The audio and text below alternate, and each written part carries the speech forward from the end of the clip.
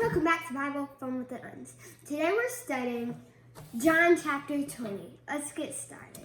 Today is the awesomest day in the Bible because Jesus is resurrected.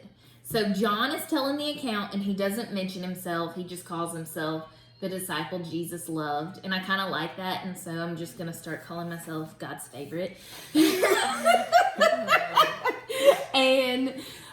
So John's telling us what happened that day, and he says that Mary Magdalene went to the tomb early while it was still dark. The sun wasn't even up, and the stone was rolled away.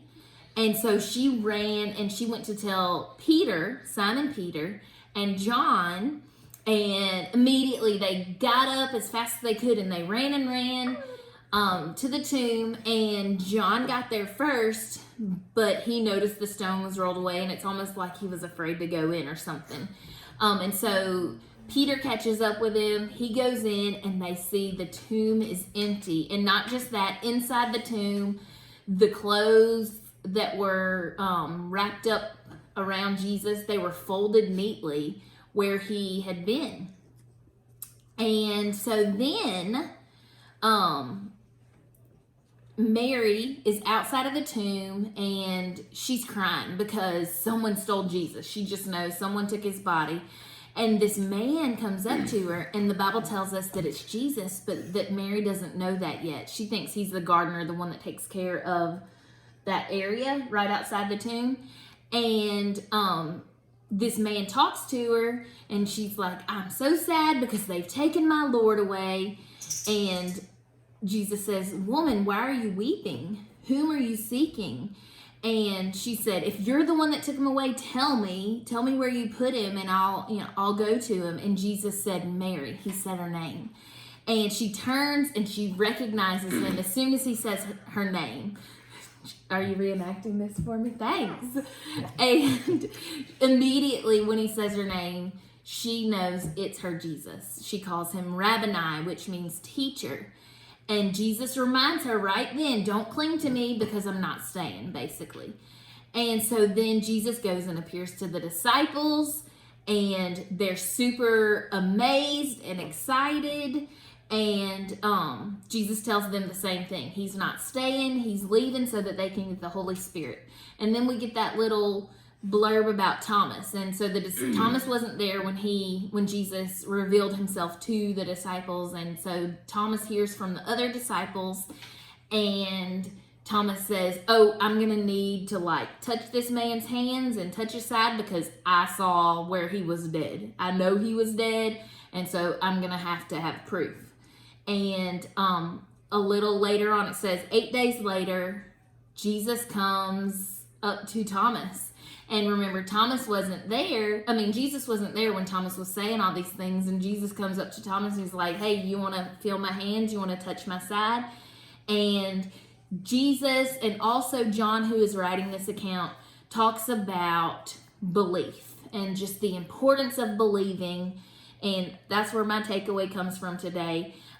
Because Jesus he is willing to allow Thomas to have those things so that he can believe. And he says, have you believed because you have seen me? And then he says, blessed are those who have not seen and yet have believed. And I won't go too much into that because I know that's Jax's takeaway too. But that pumped me up because I'm like, that's me. And then John shares the purpose of this book, and it's verse 30 and 31. And he said, now Jesus did many other signs in the presence of the disciples, which are not written in this book. And I told my family, I can't wait to know what else. I can't wait to get the list. And then verse 31 said, but these are written so that you may believe that Jesus is the Christ, the Son of God, and that by believing you may have life in his name. So we'll start with John, and he'll share his takeaway.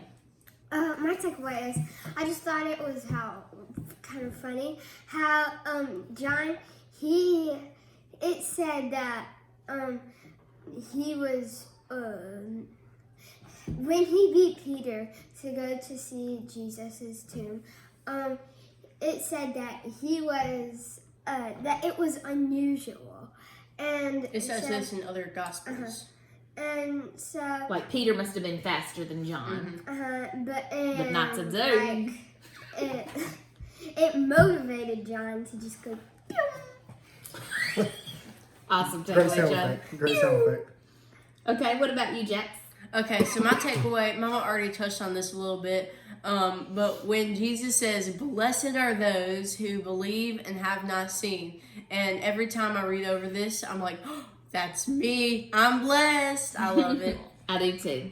All right, what I got out of it was I like how this is Jesus' story, but it spends a lot of time on the individual, very different people that are in it. So John does outrun Peter to the tomb, and the reason is because John is the youngest of the disciples. Matter of fact, a lot of people say that John was about 17 when this happened, and Peter maybe close to 50. So, John outruns him a little bit.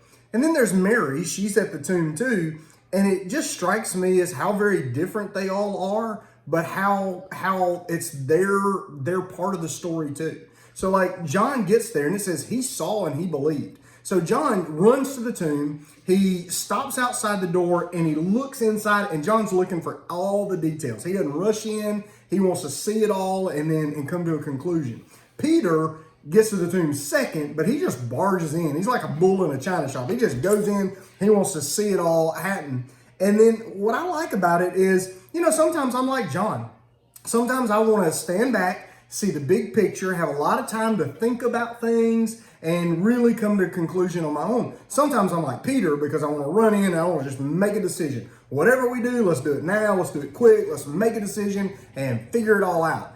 And then sometimes I'm like Mary because she in the story just sits there and waits for Jesus to make it better.